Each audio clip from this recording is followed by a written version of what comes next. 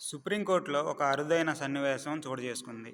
గురువారం రోజున national judicial museum ప్రారంభోత్సవంలో అక్కడ ఏర్పాటు చేసిన వర్చువల్ న్యాయవాదిని, ఏఐతో క్రియేట్ చేసిన న్యాయవాదిని ఆయన సందర్శించారు. సందర్శించడమే కాదు, ఒక ప్రశ్నను కూడా సంధించారు. అదేంటంటే, భారతదేశంలో ఉరిశిక్ష అనేది సబబేనా, అమల్లో ఉందా అని అడగ్గా ఆ వర్చువల్ న్యాయవాది ఎవరైతే ఉన్నారో అతను ఏమని చెప్పాడంటే, భారత రాజ్యాంగంలో ఉరిశిక్ష అనేది అమల్లో ఉంది.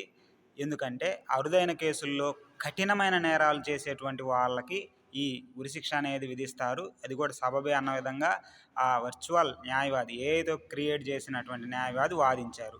అతను చెప్పిన సమాధానం ఎంతో సరళంగా ఉండటంతో పాటు స్పష్టంగా ఉండటంతో జస్టిస్ డివై చంద్రచూడ్ గారు ఆ సమాధానాలకు, ఆ వాదనకు ఎంతో ముగ్ధులైపోయారు.